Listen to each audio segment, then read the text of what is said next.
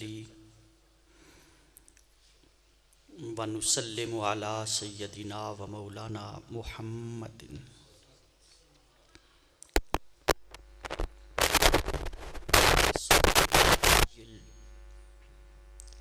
امی الحبیب الامین المکین الکریم الرؤوف الرحیم.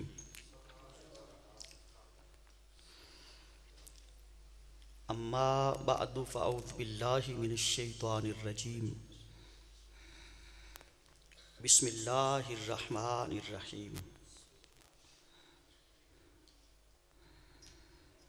وَإِذَا قِيلَ لَهُمْ آمِنُوا كَمَا آمَنَ النَّاسُ قَالُوا أَنُؤْمِنُ كَمَا آمَنَ السُّفَهَاءُ. صدق اللہ مولانا العظیم.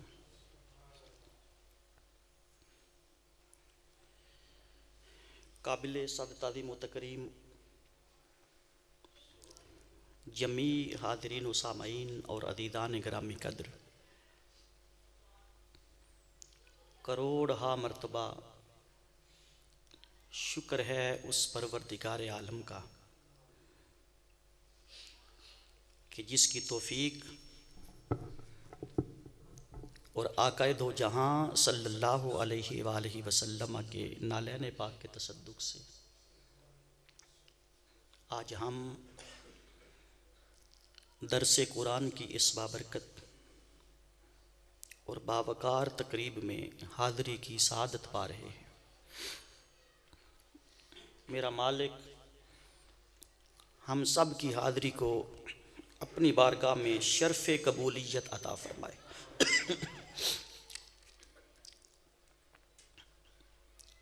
سورہ البقرہ کی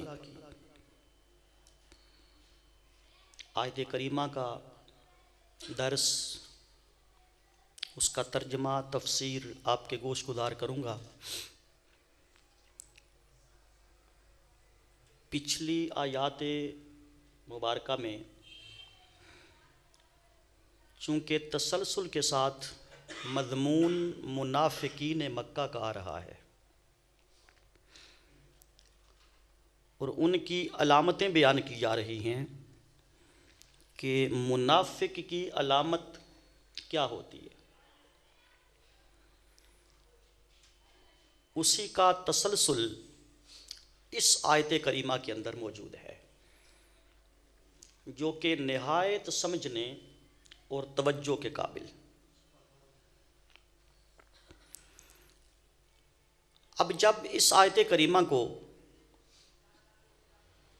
میں نے اس کے سیاق و سباق کو دیکھا، مختلف تفاسیر کو دیکھا کہ اس میں میسج امت کے لیے کیا ہے، تو یہ ایک بہت طویل مضمون بنتا تھا. کم از کم وہ 2-2.5 گھنٹے کا خطاب بنتا ہے اگر اس پر پوری تفصیل کے ساتھ گفتگو ہو. تو میں نے پھر اس کو 2 حصوں میں تقسیم کیا ہے. ایک حصہ اس کا آج بیان کروں گا، ایک انشاءاللہ پھر آگے معراج شریف کے بعد. ایک ماہ ہے آگے، ٹھیک، اس میں انشاءاللہ دوسرا حصہ جو کہ آج کے حصے سے بھی وہ زیادہ اہم ہوگا کہ وہ لوگ جو آقا علیہ الصلاۃ والسلام کے پاس آ کر بظاہر کلمہ پڑھتے تھے، لیکن جب اپنے شیطانوں کے پاس جاتے، بتوں کے پاس جاتے، اپنے دوست احباب کے پاس جاتے، تو وہ کہتے کہ ہم تو مسلمانوں کے ساتھ مذاق کرتے ہیں، ہم نے دل سے کلمہ نہیں پڑھا. اور یہی علامت منافق کی ہے کہ وہ زبان کا کچھ اور ہوتا ہے اور دل کا کچھ اور ہوتا ہے. اب لازمی امر یہ ہے کہ جو بھی فعل اور جو کام انسان کرتا ہے اس کا کوئی نہ کوئی بہترین نمونہ بھی سامنے ہوتا ہے. بہترین نمونہ. آپ کا شہر چنیوٹ ہے، یہاں پر کثرت کے ساتھ لوگ، اگر میں 90% کہوں تو غلط نہیں ہوگا، لوگ فرنیچر کا کام کرتے ہیں، ایسے ہی ہے نا، کثیر تعداد میں لوگ فرنیچر کا کام کرتے ہیں۔ اور آپ نے کوئی چیز بنانی ہو، صوفہ بنوانا ہو، بیڈ بنوانا ہو، کرسی ٹیبل بنوانا ہو، تو آپ اس کو جا کر ایک نمونہ دکھا دیں، ڈیزائن، کہ بھائی فرنیچر چاہیے لیکن اس ڈیزائن کا بنا کے دو۔ ایسے بھی ہوتا ہے کہ نہیں ہوتا؟ دکانداروں نے غالباً کاپیاں بھی رکھی ہوتی ہیں، اوپر ڈیزائن پرنٹنگ ہوا ہوتا ہے، اور وہ لوگ دیکھ کر تعین کرتے ہیں کہ ہمیں فرنیچر کا ڈیزائن اس معیار کا چاہیے۔ ایسے ہوتا ہے نا؟ بولیے۔ تو رب کائنات نے ان کا عقدہ کھولنے کے لیے، منافقین کا، انہیں بھی ایک معیار ایمان دیا، ایک معیار ایمان دیا، اور ان سے کہا، جن کو قرآن مجید ان الفاظ میں بیان کرتا ہے، وَإِذَا قِيلَ لَهُمْ، جب ان سے کہا جاتا ہے، جب انہیں ہم کہتے ہیں، حکم دیتے ہیں، آمنو، تم ایمان لاؤ، تم ایمان لاؤ، مگر صرف تمہارا ایمان لانا قابل قبول نہیں ہے۔ یہ بڑی خاص بات ہے۔ تم فقط کہہ دو کہ ہم حضور کو مانتے ہیں، یہ ماننا فقط قابل قبول نہیں ہے۔ تم محمد الرسول اللہ کہہ دو صلی اللہ علیہ وسلم، تمہارا فقط یہ کہنا قابل قبول نہیں ہے۔ ایمان لاؤ مگر معیار ایمان پر۔ تمہیں ایک ڈیزائن دکھا رہے ہیں ایمان کا، سمجھ آ رہی ہے بات؟ تمہیں ایک نمونہ دکھا رہے ہیں ایمان کا، تمہیں ایک معیار دے رہے ہیں ایمان کا، کما آمن الناس، اس طرح ایمان لاؤ جس طرح یہ لوگ لائے ہیں۔ ایمان لاؤ مگر اس طرح لاؤ جس طرح یہ لوگ لائے ہیں۔ اب وہ کون لوگ تھے اس کی بات آگے چل کے کرتا ہوں۔ اب اللہ نے ایک معیار قائم کر دیا، ایک کسوٹی بنا دی کہ جس کا ایمان اس کسوٹی پر پورا اترے گا اس کا ایمان قابل قبول ہے، ورنہ وہ منافق ہے۔ اب ان کی منافقت بھی کھل کے سامنے آ گئی۔ قالو، وہ کہنے لگے جن کو کہا جا رہا تھا کہ ایمان لاؤ ان کی طرح جس طرح یہ لوگ ایمان لائے ہیں، انؤمنو، ہم اس طرح ایمان لائیں، کما آمن السفہاء، جس طرح یہ بے وقوف لوگ ایمان لائیں۔ منافق جواب دیتے ہیں، رب کہتا ہے کہ ان جیسا ایمان لاؤ۔ اب جن کا ایمان رب پسند کر رہا ہے انہی کو یہ منافق بے وقوف کہہ رہے ہیں۔ یہاں ایک بڑا اہم میسج ہے جو آپ کی نظر آج کروں گا۔ آگے رب کائنات پھر جواب دیتا ہے، الا انہم ہم السفہاء، خبردار بے وقوف یہ ہیں۔ بے وقوف وہ نہیں جن کا ذکر میں کر رہا ہوں، ارے نادانوں بے وقوف تم ہو، پر وجہ صرف یہ ہے وَلَٰكِن لَا يَعْلَمُونَ، تمہیں خبر ہی نہیں، تم جانتے نہیں ہو، حقیقت میں بے وقوف تم ہو۔ اب یہاں پر یاد رکھیے،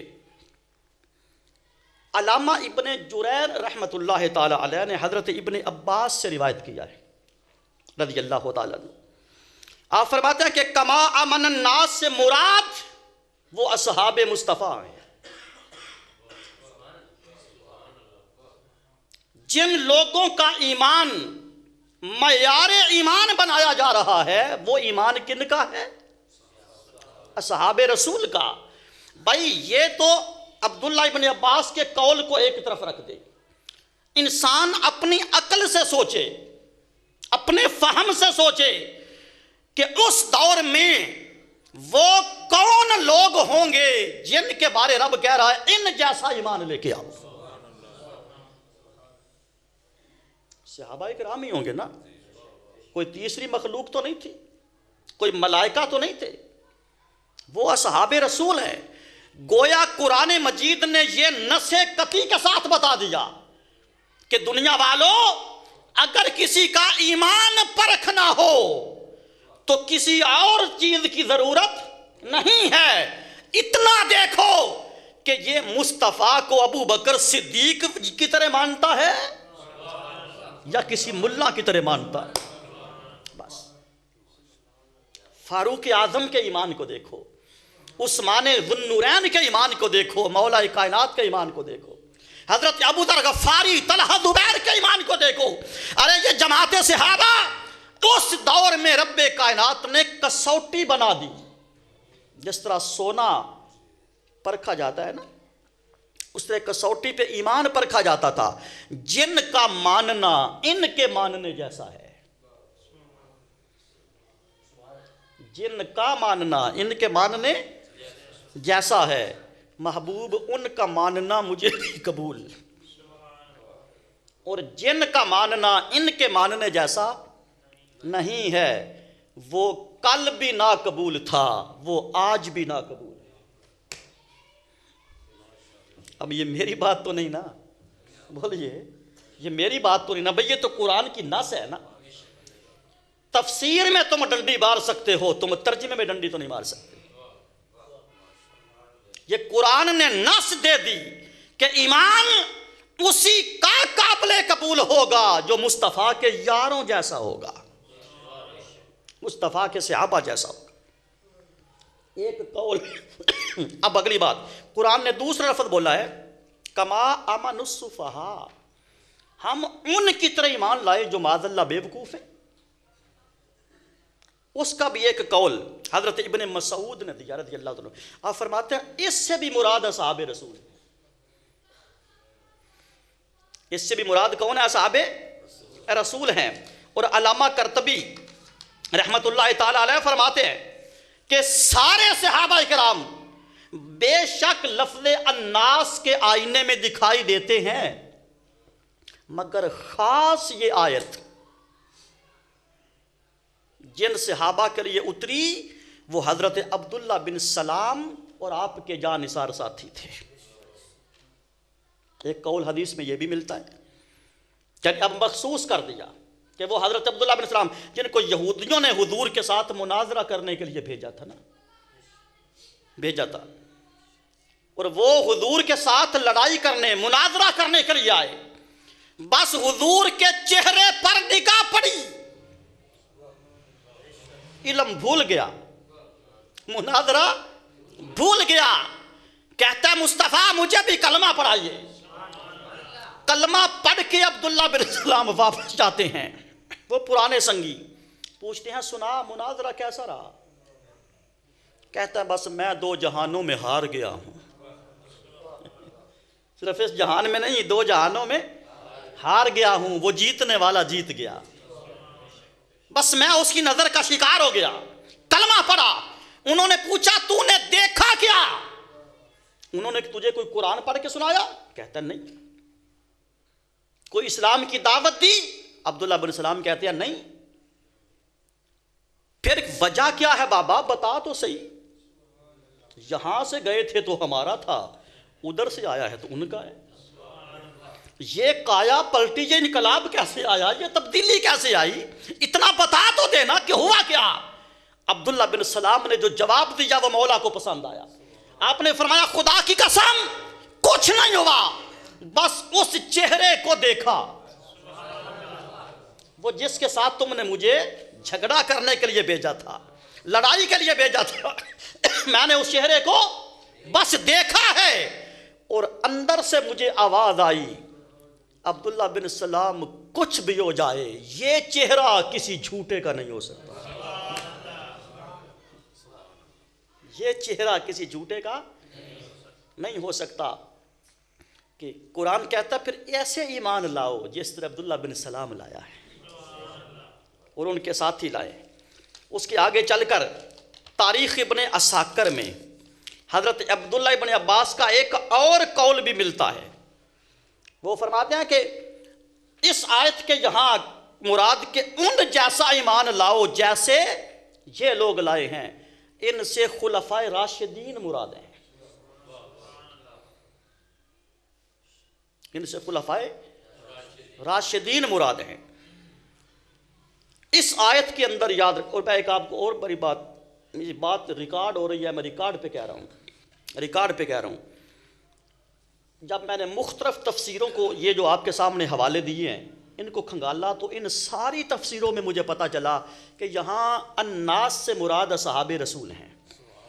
تو میرے دل میں ایک خیال آیا، قدرت سے کہ میرے دل میں خیال آیا کہ میں کسی اور کی تفسیر بھی اٹھا کے دیکھوں کہ انہوں نے یہاں مراد کیا لیا ہے کسی اور کی۔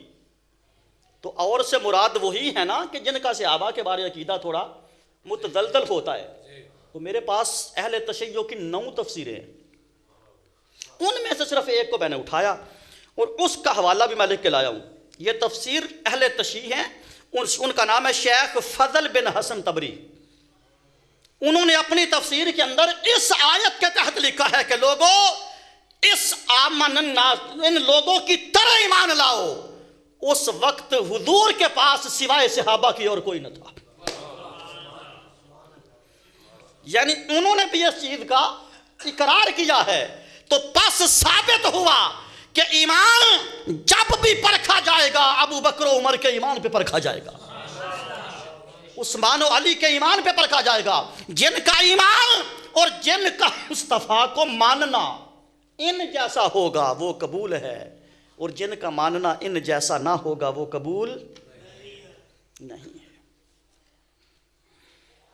اس آیت کریمہ سے 2 جہتیں نکلتی ہیں۔ کیا؟ 2 جہتیں۔ پہلی جہت ہے عظمت صحابہ کرام، پہلی جہت ہے عظمت صحابہ کرام کہ جن کے ایمان کو اللہ نے معیار ایمان بنا دیا ہے، معیار ایمان۔ اور دوسری یہ جہت نکلتی ہے کہ منافقوں نے کیوں کہا کہ یہ بے وقوف ہے۔ اب سوال تو بڑا ہم ہے نا، بے رب کہے کہ اعلیٰ ایمان والے یہ ہیں، رب کہے کہ تم ایمان ایسے لاؤ جس طرح ایمان یہ لائے، اور وہ صحابہ مصطفیٰ صلی اللہ علیہ وسلم جس کے بارے آقا علیہ السلام فرمائیں کہ بنی اسرائیل کے 72 فرقے تھے، میری امت کے 73 ہوں گے۔ بنی اسرائیل کے 72 تھے، میری امت کے 73 ہوں گے، اور ایک ناجیہ ہوگا۔ ناجیہ کا معنی نجات پانے والا، ایک فرقہ ناجیہ ہوگا۔ صحابہ کرام نے عرض کیا یا رسول اللہ اس کی پہچان کیا ہے؟ فرمایا ان کی علامت یہ ہے کہ جو مجھے اس طرح مانیں گے جس طرح صحابہ نے مانا، یعنی وہ میرے اور میرے صحابہ کے راستے پر ہوں گے، میرے اور میرے صحابہ کے راستے پر ہوں گے۔ یہاں کوئی یہ غلط ذہن میں بات نہ لائے کہ حضور نے یہاں اہل بیت کا نام کیوں نہیں لیا کہ جو میرے اور اہل بیت کے راستے پر ہوں گے۔ نہیں، اہل بیت اور مصطفیٰ لوگوں 2 نہیں، ایک ہیں۔ اہل بیت کی بات جب بھی آئے مصطفیٰ اپنی طرف منسوب کرتے ہیں۔ میں اس پر دلیل دیتا ہوں، 2 احادیث تواتر کے ساتھ ہمارے پاس پہنچی، 2 حدیث۔ آقا علیہ السلام نے فرمایا میں اپنے پیچھے 2 چیزیں چھوڑے جا رہا ہوں، میں اپنے پیچھے 2 چیزیں چھوڑے جا رہا ہوں، ایک اللہ کی کتاب، ایک اللہ کی کتاب اور ایک میری سنت۔ یہ ایک حدیث ہے اور یہ بھی حق ہے، ایک اللہ کی کتاب اور دوسری میری سنت، یہ چھوڑے جا رہا ہوں۔ دوسرے مقام پر حدیث آتی ہے، آقا علیہ السلام نے فرمایا میں تمہارے اندر 2 چیزیں چھوڑے جا رہا ہوں۔ یا رسول اللہ کیا؟ فرمایا ایک اللہ کی کتاب اور ایک اہل بیت۔ باتیں دونوں درست ہیں، ان میں کوئی تضاد۔ ایک جگہ پر کہا قرآن اور سنت، اور ایک جگہ پر کہا قرآن اور اہل بیت. بھائی قرآن تو دونوں جگہ موجود ہے نا. ہائے ہائے سمجھیے سمجھیے, قرآن تو دونوں جگہ موجود ہے. پہلی حدیث میں بھی پہلے قرآن کہا پھر سنت, دوسری حدیث میں بھی پہلے قرآن کہا بعد میں اہل بیت, ادھر سنت کہا ادھر اہل بیت کہا. تو قرآن تو دونوں جگہ پر موجود. اب یہ معاملہ حل کیسے ہو کہ ایک جگہ پہ سنت ہے دوسری جگہ پہ اہل بیت ہے؟ آقا نے قرآن کی جگہ اہل بیت کو نہیں رکھا, اپنی جگہ اہل بیت کو رکھا. قرآن کی جگہ اہل بیت کو نہیں رکھا. تو جب اہل بیت کی آئے گی باری آئے گی تو وہ مصطفیٰ کے لیے آئے گی. فرمایا کہ جو میرے اور صحابہ کے راستے پہ چلیں گے وہ نجات والے ہوں گے. تو اہل بیت تو حضور کے کھاتے میں آ گئے نا, اہل بیت تو حضور کے کھاتے میں آ گئے. اس لیے صحابہ کو الگ کر کے کہا کہ جو میرے اور صحابہ کے راستے پر ہوگا ناجیہ وہی ہوگا.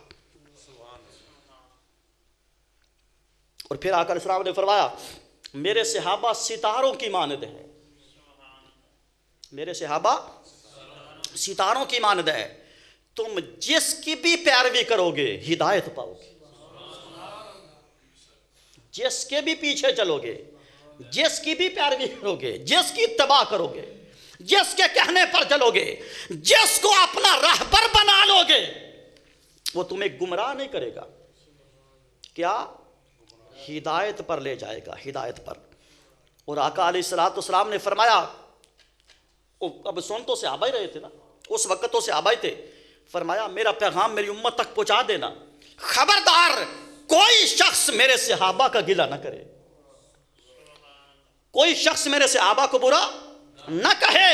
میرے آقا نے فرمایا خدا کی قسم بعد میں آنے والے اگر احد پہاڑ کے برابر اللہ کی راہ میں سونا بھی خرچ کرے نا تو میرے چھوٹے سے صحابی کا مقابلہ بھی نہیں کر پائے. بعد میں آنے والے, آپ کو معلوم ہے کئی دفعہ میں اس چیز پہ روشنی ڈال چکا ہوں, آج چونکہ مضمون کے ساتھ بات جڑ گئی ہے. صحابی نمازوں سے نہیں بنتا,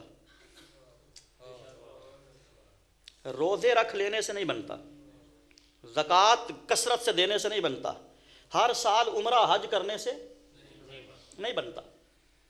صحابی کے لیے معیار اور ہے. بھائی دیکھیں نا, حضور غوث العظم سرکار رضی اللہ تعالیٰ عنہ امام اعظم نے 40 برس عشاء کی نماز کے ساتھ وضو کے ساتھ فجر کی نماز پڑھی, عبادت گزار اتنے. اور حضور کے ایسے صحابی بھی ہوئے ہیں کہ ادھر کلمہ پڑھا ادھر وصال ہو گیا, ایک نماز بھی نہیں پڑھی, ایک روزہ نہیں رکھا, مگر اعلیٰ غوثوں کتبوں سے ہو گئے. کیوں کہ صحابی عبادت نہیں بناتی, مصطفیٰ کی زیارت بناتی ہے.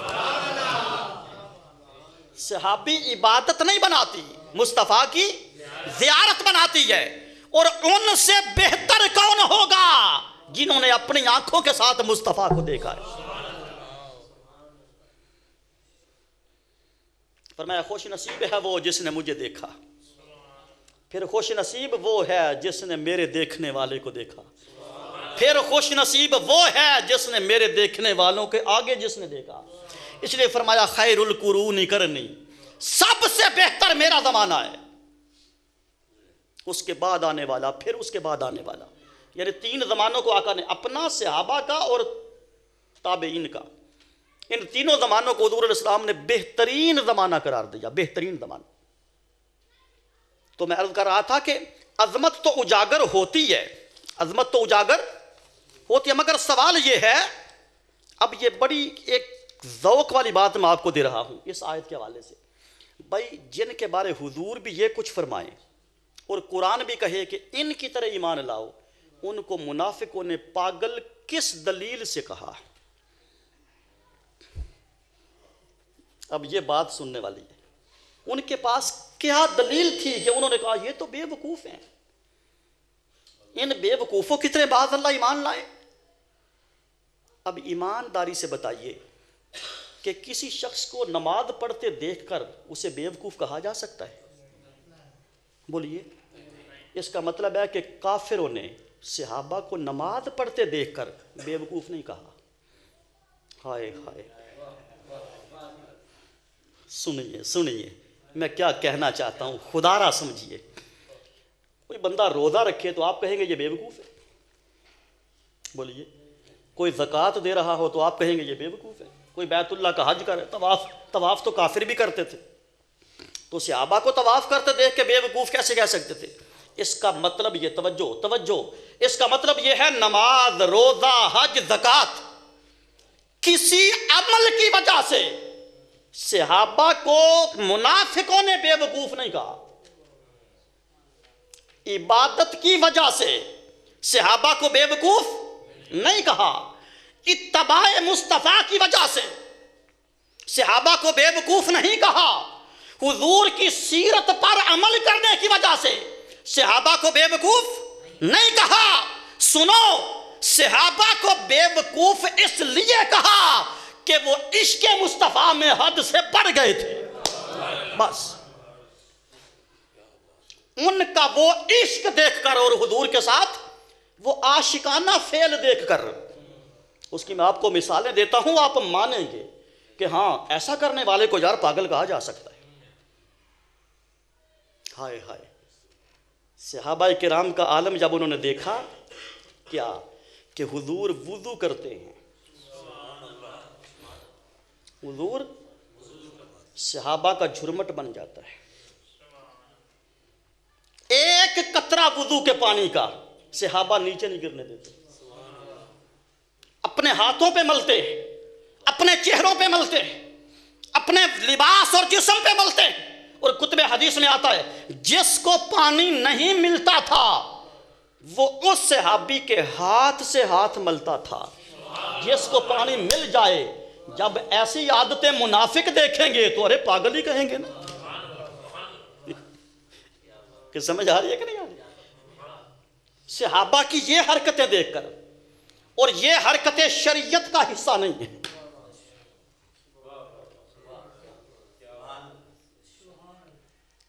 لوگ تھوڑے کو سوال کر دینا کدے تسی بھی کر لیا کر.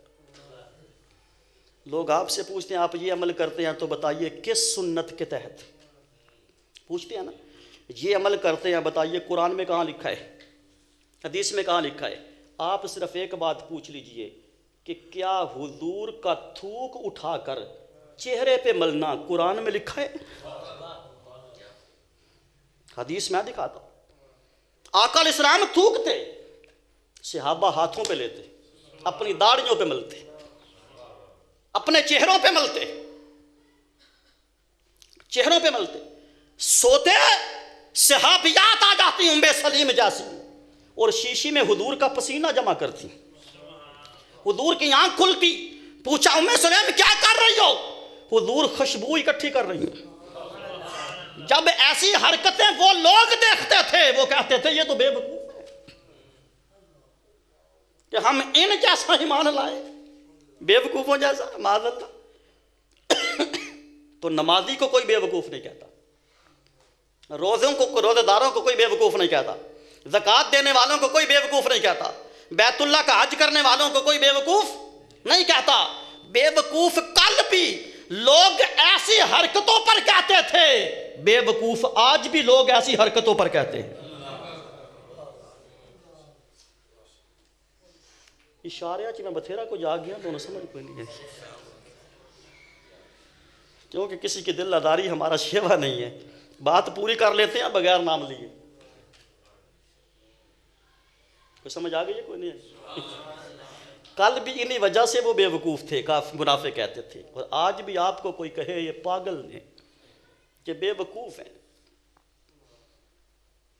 یہ بازار سجانا کہاں لکھا ہے؟ یہ دیگے پکانا کہاں لکھا ہے؟ یہ سینے پہ نالین پاک لگانا یہ کہاں لکھا ہے؟ بھائی مانا ہم بے وقوف ہیں، مان تو گئے. تو جڑا ہوئے بے وقوف جو مرضی پہ کرے، مان تو گیا کہ ہم بے وقوف ہیں. ایسی حرکتیں انسان کو پھر بے وقوف کہلواتی ہیں. تو ہمیں صبر کا دامن نہیں چھوڑنا چاہیے. صحابہ نے پھر بھی نہیں چھوڑا. وہ سب کچھ کرتے تھے, وہ سب کچھ کرتے تھے. حضور بال کٹواتے, صحابہ جھولیاں لے کے کھڑے ہو جاتے. ایک منہ مبارک بھی صحابہ زمین پہ نہیں گرنے دیتے تھے, ایک بھی زمین پر نہیں گرنے دیتے تھے, ہاتھوں پہ اٹھا لیتے. پھر ایک دوسرے میں لنگر کی طرح تقسیم ہوتے, جس طرح لنگر تقسیم ہوتا ہے. تو جب یہ ساری حرکتیں وہ منافق دیکھتے تھے تو وہ کہتے تھے مولا انہاں ورگا ایمان ہے, یہ تو کم بڑاؤک ہے, ان جیسا ایمان لائیں, یہ تو بے وقوف ہیں. اللہ فرماتا ہے نہیں, بے وقوف تم ہو, بے وقوف تم ہو, اس لیے کہ تمہیں عشق کا سراغ نہیں ملا, تم نے عشق کا جام پیا نہیں ہے, تمہیں عشق کی ہوا نہیں لگی. کتے کے پاؤں عقل نہیں چمواتی, عشق چمواتا ہے, عشق چمواتا ہے. تو جن کو یہ مرد محبت اور عشق والا لگ جاتا ہے پھر وہ بے وقوف کہلانا تو قبول کر لیتے ہیں پر کبھی یار کا دامن نہیں چھوڑتے, نہیں چھوڑتے. ایک صحابیہ تھی حضور علیہ السلام کی, حضور رات کو بیمار ہیں, بیمار قلیل ہیں. ایک برتن میں پیشاب مبارک کیا, قارورہ مبارک, اس سے کہا صبح کہا جاؤ باہر کسی جگہ پہ اڑے لاؤ. حدیث ہے, باقاعدہ روایت ہے. وہ گئی, عقل نے کہا کسی اچھی جگہ پہ جا کر اڑیل دو, عشق کہتا ہے نہیں. بے شک قارورہ ہے, قارورہ چھوٹے پیشاب کو کہتے ہیں, پر ہے تو محبوب کا. اس نے اس برتن کو منہ لگایا, پی گئی. بتاؤ کس آیت کے تحت, کس حدیث کے تحت, کس روایت کے تحت؟ اب یہ حرکت ظاہر عقل مند تو کوئی نہ کر سکتا. جس کو عشق نے پاگل کر رکھا ہو وہی کر سکتا ہے نا, جس کو عشق نے دیوانہ بنا رکھا ہو. اچھا تو اگر اگلی بات سننے والی ہے, چلو اس نے پی ہی لیا تھا, تو آپ گھر میں بزرگ ہوتے ہیں, کوئی بزرگ گھر میں بیمار ہو, رات کو وہ پیشاب کسی برتن میں کر دے, صبح اپنے بیٹے پوتے پوتی سے کہے باہر جا کے پھینک آؤ, وہ پھینک کے آ جائے, تو کبھی بزرگوں نے پوچھا دس کتنے روڑے, تو کی نہیں بنتا پوچھنے کا, تو کی نہیں بنتا. بھائی پیشاب تھا, پلید تھا, کہیں تو گرا دیا ہوگا. وہ صحابیہ جب واپس آئی برتن رکھنے, حضور مسکرا کے پوچھتے ہیں کہاں اڑے لائے, کہاں اڑے لائے؟ حضور بس بہت پاک جگہ پہ اڑیل کے آئی ہوں, بتا تو صحیح. پھر ساری بات بتائی, حضور بس وہ دل پہ اڑیل آئے, اپنے من میں اڑیل ہے, پی لیا ہے. آقا نے کوئی فتویٰ نہیں لگایا کہ تو حرام پی کے آ گئی ہے, معاذ اللہ پلید شے پی کے آ گئی ہے, نہیں. آقا نے فرمایا اچھا اگر تو نے یہ عشق میں پاگل ہو کے کام کر لیا ہے تو جا محمد تجھے دوا دیتا ہے, قیامت تک اب کبھی تیرے پیٹ میں درد نہیں ہوگا. مصطفیٰ کا قارورہ بھی شفا والا ہے. تو یہ حرکتیں بھائی کوئی عقل و خیرت والے تو نہیں کر سکتے نا. وہ کیا کسی نے کہا تھا کہ عقل والوں کے مقدر میں یہ جنون کہاں, عشق والے ہیں جو ہر چیز لٹا دیتے ہیں, لٹا دیتے ہیں. اب صدیق اکبر, قرآن کہتا ہے, قرآن کی نص ہے, قرآن کہتا ہے اللہ کے راستے میں خرچ کرو پر ضرورت سے زائد. کیا ضرورت سے, جس شے کی تمہیں اپنے آپ کو ضرورت ہے وہ اللہ کے راہ میں خرچ نہ کرنا. یہ قرآن کی نص ہے, قرآن کہتا ہے. ہاں کوئی شے تمہیں پسند ہے تو اس میں سے کر سکتے ہو, اتنی چھوٹ ہے, لیکن اے نہیں کہ بیوی بچے بھوکے مردے رہن تو تسی جناب ہر شے مسیت نو دے چھو. یہ اسلام کا کنسپٹ نہیں ہے. آقا علیہ السلام کے پاس ایک صحابی آئے, عرض کیا یا رسول اللہ میرے پاس 1 دینار ہے. کیا؟ اب یہ کسوٹی دیکھیں, 1 دینار ہے. آقا علیہ السلام نے فرمایا اپنی ذات پہ خرچ کر.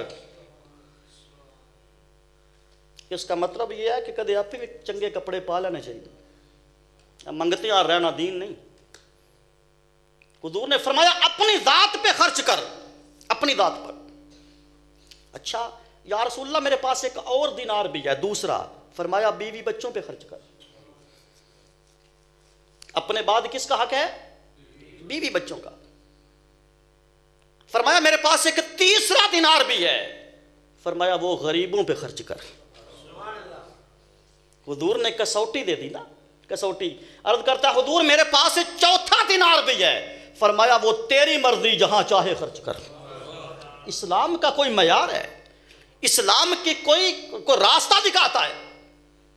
کیا یہ ساری چیزیں صدیق اکبر کو نہیں پتا تھا؟ منافقوں نے ایسے تو نہ کہا تھا کہ ایسوں پہ ایمان لائے جو بے وقوف ہے، جو پاگل ہے۔ ابو بکر جانتے تھے اسلام کہتا ہے ضرورت سے زائد خرچ کرو۔ عمر فاروق نے اس پہ عمل کیا کہ آدھا گھر کا سامان لے آئے، آدھا گھر چھوڑ آئے۔ ابو بکر کا عمل شریعت کے تابع تھا اور ابو بکر کا عمل عشق کے تابع تھا۔ گھر کا سارا مال اٹھایا، حتیٰ کہ کتب حدیث میں آتا ہے دیواروں میں ہاتھ مارتے تھے، کوئی سوئی تو نہیں چھپی ہوئی۔ اپنے تن کے کپڑے اتارے، ٹاٹ کا چولا پہنا، حضور کی بارگاہ میں آئے۔ ادھر رب نے فرمایا فرشتوں آج تم بھی جنتی لباس اتار دو، آج جیسا سوٹ ابو بکر نے پہنا ہے نا تم بھی ویسا پہنو۔ پر پھر اس کا صلہ کیا ملا؟ جب حضور کی بارگاہ میں آئے تو آقا علیہ السلام نے پوچھا ابو بکر گھر کیا چھوڑا ہے؟ اب صحابہ کا عمل دیکھیے نا، ایک میسیج ہے ہمارے لیے صحابہ کا عمل۔ اگر صدیق اکبر یہ کہہ دیتے، توجہ میں ساتھ ساتھ کوشش کرتا ہوں کہ عقیدہ بھی درست ہو، اگر ابو بکر صرف اتنا کہتے کہ اللہ کو چھوڑ آیا ہوں، تو سب سے پہلے اس بات کا اعلان میں کرتا کہ اللہ کافی ہے۔ ابو بکر نے یہ عقیدہ نہیں دیا، اور واللہ باللہ نہ ہمارے لیے اللہ کافی ہے، بھائی میرے لیے تو کوئی نہیں، مجھے آپ کا نہیں پتا، میرے لیے تو اللہ کافی نہیں ہے، میرے لیے دونوں کافی ہیں۔ کیوں کہ صدیق نے عمل بتایا، یا رسول اللہ گھر اللہ اور اس کا رسول چھوڑ آیا، ہمیں اللہ اور اس کا رسول کافی ہے، صرف اللہ نہیں، ہمیں اللہ اور اس کا رسول کافی ہے۔ جس اتنا جملہ ابو بکر کے منہ سے نکلا، ادھر سے جبریل آئے، یا رسول اللہ اللہ نے ابو بکر کو سلام بھیجا ہے، اللہ نے ابو بکر کو سلام بھیجا ہے، اور اللہ پوچھتا ہے اے حبیب ابو بکر سے پوچھئے کہ کیا تو اس حال میں راضی ہے؟ خدا بندے سے خود پوچھے بتا تیری رضا کیا ہے۔ ابو بکر سے پوچھئے کہ کیا تو اس حالت میں راضی ہے؟ اتنا سننے کی دیر تھی ابو بکر تڑپ گئے کہ یا رسول اللہ میں کون ہوتا ہوں؟ اللہ سے پوچھ دیجئے کہ کیا یہ نوکری قبول بھی ہوئی ہے؟ وہ راضی ہوا ہے یا نہیں ہوا؟ تو جن کی ایسی حرکتیں ہوں تو منافق کیا کہیں گے؟ منافق یہی کہیں گے نا ان جیسا ایمان لائن جیسا۔ ان کو علم تھا کہ پھر اگر ان جیسا ایمان لائے تو پھر گردنیں کٹانا پڑیں گی، ان جیسا ایمان لائے تو پھر مال اور وقت کی قربانی دینی پڑے گی، اگر ان جیسا ایمان لائے تو پھر تن من دھن اسلام پر لٹانا پڑے گا، سب کچھ کرنا پڑے گا۔ جو یہ کرتے ہیں نا ہم سے نہیں ہوتا مولا، یہ تو بے وقوف ہے معدل، ان جیسا ایمان کیوں لائے؟ اب اگلی بات بڑی قابل سماعت ہے، اللہ پاک نے پلٹ کر جواب کیا دیا؟ یہ میری بات ذرا سخت ہوگی لیکن قرآن کی روشنی میں ہے، لیکن قرآن کی اللہ نے ان کو جواب کیا دیا؟ یہ بات بڑی سننے والی ہے، بڑی سننے والی۔ انہوں نے کیا کہا تھا؟ جملہ کیا بولا کہ ان جیسا ایمان لائیں جس طرح یہ معاذ اللہ بے وقوف ایمان لائے ہیں۔ تو اللہ پاک نے فرمایا الا انہم ہم السفہاء، خبردار بے وقوف تم ہو، خبردار بے وقوف تم ہو۔ اس سے پتہ یہ چلتا ہے کہ صحابہ کرام کے بارے جو کوئی غلیظ لفظ بولے گا وہ لفظ عین اس کے اوپر آ جائے۔ یہ خدا کی سنت ہو گئی۔ بھائی یہ میری بات تو نہیں نا، میں تو ترجمہ کر رہا ہوں، صرف ترجمہ کر رہا ہوں۔ انہوں نے صحابہ کو بے وقوف کہا، اللہ نے پلٹ کے انہیں بے وقوف کہا۔ اس کا مطلب ہے جو صحابہ کو بے وقوف کہے وہ خود بے وقوف ہے، جو صحابہ پہ لعنت کرے خود اس پر لعنت ہے، جو صحابہ کو گالی دے خود اس پر گالی ہے۔ یہ قرآن کا اصول بن گیا نا، یہ قرآن کا اصول بن گیا۔ اور اس کے بدلے میں کیا ہے؟ جو صحابہ کو اچھا کہے وہ خود اچھا ہے،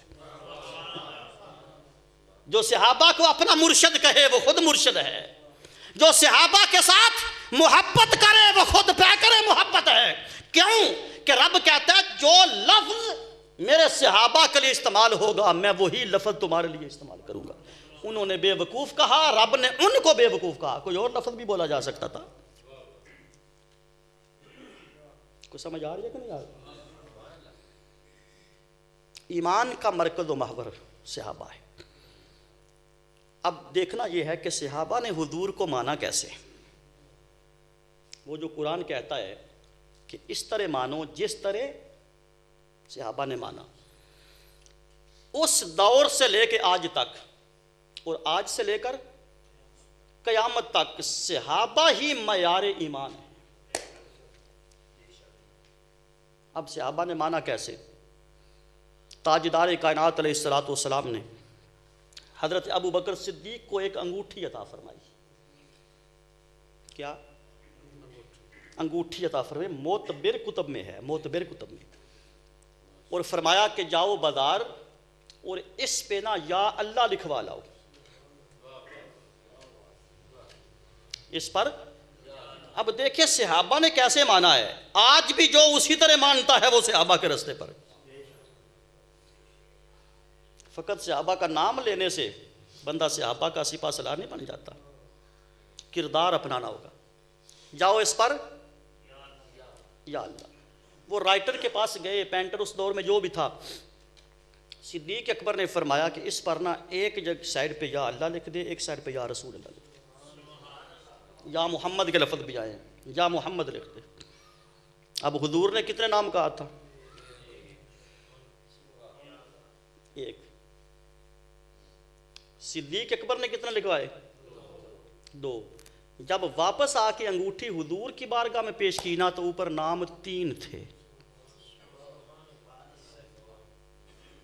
اوپر نام کتنے تھے؟ 3 تھے۔ اب سوچیں صحابہ نے کیسے مانا ہے اور ہم نے کیسے ماننا ہے۔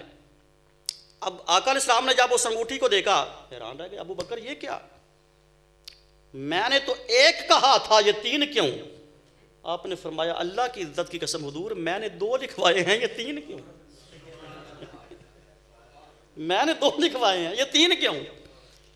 ابھی یہ تکرار تھا، اوپر سے جبریل آ گئے اد کہ یا رسول اللہ یہ وہی لوگ ہیں جن کو منافق کہتے ہیں، ان کی طرح ایمان لائیں جس طرح بیوقوف لاتے۔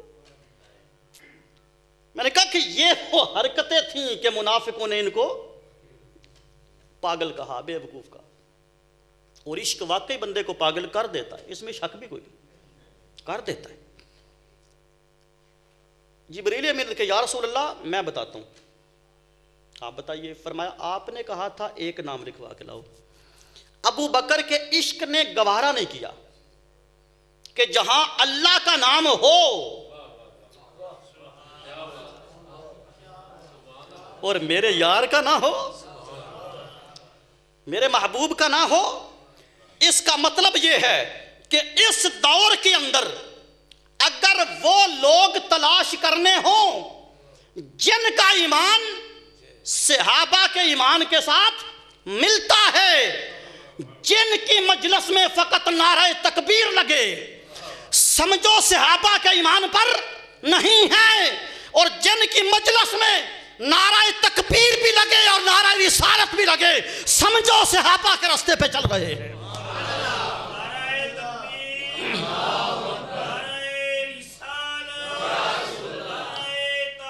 معیار ایمان کیونکہ ان کی طرح مانو جس طرح صحابہ نے مانا ہے. تو انہوں نے تنہا اللہ کا نام گوارا بولیے نہ کیا. فرمایا ساتھ میرے یار کا بھی لکھو, میرے محبوب کا بھی لکھو. یا رسول اللہ, رب کائنات نے مجھے حکم دیا, اے جبریل فوراً جا, جو بندہ میرے یار کے نام کے بغیر میرا نام گوارا نہیں کرتا, بھئی ساتھ محبوب کا بھی ہو, ہم بھی اس کو تنہا نہیں چھوڑ سکتے. تیسرا نام تو جا کے ابو بکر کا لکھ دے. تیسرا نام تو جا کر, وہ جو تیسرا نام لکھا گیا تھا وہ ابو بکر صدیق کا تھا. وہ ابو بکر صدیق کا تھا. اس طرح مانو جس طرح صحابہ نے مانا. کیسے مانا صحابہ نے؟ آقا علیہ الصلوۃ والسلام دو گھر لڑ پڑے آپس کے اندر, صلح کروانے کے لیے تشریف لے گئے. ادھر سے نماز عصر کا وقت ہو گیا, حضرت بلال نے اذان پڑھی اور صدیق اکبر مصلی امامت پر. صدیق اکبر مصلی, بتا رہا ہوں کہ انہوں نے کیسے مانا اور ہمیں کیسے ماننا چاہیے. ادھر سے حضور بھی آ گئے. روایات میں آتا ہے 2 رکعتیں پڑھ چکے تھے, 2 رکعتیں پڑھ چکے ہیں. ادھر سے حضور آ گئے. اب کوئی جتنا بڑی شخصیت بھی آ جائے نا, کوئی وقت کا غوث ہی کیوں نہ ہو, پیر کامل ہی کیوں نہ ہو, استاد کیوں نہ ہو, جماعت کھڑی ہو تو جہاں اسے جگہ ملے, بے شک مسجد سے باہر ملے, اس کا کوئی حق نہیں صفے پھلان کے آگے آنا. بلکہ آقا السلام نے سخت وعید فرمائی, خبردار جمعہ کے دن خطبہ کے دوران صفے پھلان کے آگے نہ آیا کرو. ساڑھے کوئی سنگیاں دی عادت ہوں دی, آنا چرکیاں تو بہنا آگے, عادت ہوتی ہے. یہ عادت شرع خلاف ہے. جہاں جگہ ملے وہاں پر بیٹھ جاؤ. پچھلی آخری صف والوں کو پتا چلا کہ محبوب آ گئے. اب نماز میں بولنا تو منع ہے نا, بول کے آواز دیکھ نہیں کہہ سکتے. انہوں نے کیا کیا, حدیث پاک کے نص ہے, اس طرح ہاتھ باندھے تھے, انہوں نے ہاتھوں کے اوپر ہاتھ مارنے شروع کر دیے. اسے کہتے ہیں تالی بجانا. اسے کیا کہتے ہیں؟ پچھلی صف والوں نے تالیاں بجانے شروع کر دی, ہاتھوں پہ ہاتھ مار کے. اب صحابہ اتنا تو جانتے تھے نا کہ یہ حرکت کسی عام بندے کے لیے نہیں ہو سکتی. اگلی صف والے جان گئے کہ ضرور محبوب آ گیا ہے. صحابہ ہٹتے بھی جاتے ہیں, راستہ بھی بناتے ہیں. اگلی صف والوں نے بھی تالیاں بجانا شروع کر دی تاکہ اگلی صف والوں کو پتا چلے.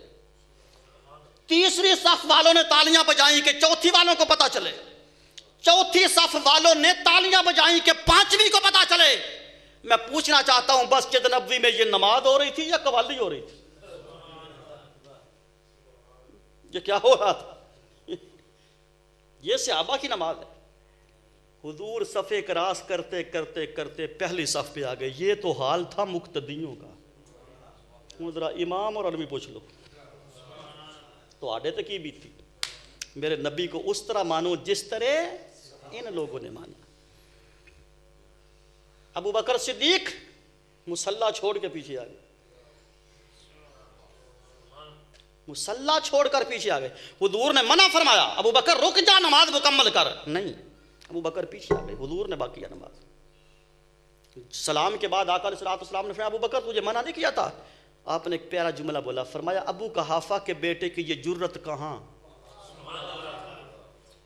ابو قحافہ کے بیٹے کی یہ جرت کہاں کہ میں آگے کھڑا ہوں, نبیوں کا امام پیچھے کھڑا ہو. اب معیار 2 ہے بھائی, جن کا خیال آنے سے ٹوٹ جائے, بس میں نے اشارے دینے ہیں. جن کو خیال آنے سے نماز ٹوٹ جائے, ایمان ان کا صحابہ جیسا ہے یا جو تالیاں بجا کے راستہ دے. نماز ان کی حالت تھی, نماز آج کے نمازیوں کی حالت. بولیے خدا کی عزت کی قسم, ہم تو اس نماز کو نماز ہی نہیں سمجھتے جس میں خیال یار نہ ہو. جس میں خیال رسول نہ ہو. اس لیے رب کائنات نے بہانہ بنایا ہے نماز کے اندر حضور کا تصور کرنے کا. آخری بات اس پہ ختم کر رہا ہوں. بہانہ بنایا ہے کیا؟ اچھا جب درود جو رکھ دیا تھا تو سلام کی کوئی ضرورت تھی؟ اور سلام پڑھنے کے بھی ہزار طریقے ہیں. غائب کے صیغے کے ساتھ بھی پڑھا جا سکتا ہے. آپ پڑھتے ہیں علیہ السلام تو یہ غائب کا صیغہ ہے. صلی اللہ علیہ وسلم یہ غائب کا صیغہ ہے. اللہم صلی علی محمد یہ غائب کا صیغہ ہے. حاضر کا صیغہ لگا کر فرمایا اتحیات میں ادب کے ساتھ بیٹھو اور حاضر کا صیغہ لگا کر کہو السلام علیکہ ایھا النبی، اے نبی آپ کی ذات پر سلام ہو. اور اسی کا ترجمہ ہے الصلاۃ والسلام علیکہ یا رسول. تو بات سمجھ آئیے؟ تو ہمیں حضور کو کس طرح ماننا ہے؟ جس طرح صحابہ نے مانا. اعلان سن لیں، اگلا درس قرآن 22 فروری بروز جمعہ کو ہوگا اور 26 رجب کو آپ کو معلوم ہے کہ یہاں سالانہ محفل معراج النبی کانفرنس کا اہتمام ہوتا ہے اسی مسجد میں. اس دفعہ انشاءاللہ تعالی میری گفتگو بھی ہوگی لیکن خصوصی خطاب ہمارے مرکز کے عظیم سکالر حضرت علامہ ثناء اللہ ربانی صاحب سیالکوٹ سے تشریف لائیں گے. ان کا بھی خصوصی خطاب ہوگا. دوست احباب کو بھرپور اس کی بدعوت ہے. اس پر وقت تھوڑا ہی اب تو اگلا درس قرآن انشاءاللہ 22 فروری کو ہوگا. اللہ پاک ہم سب کی حاضری کو شرف قبولیت عطا فرمائے. وما علینا الا البلاغ.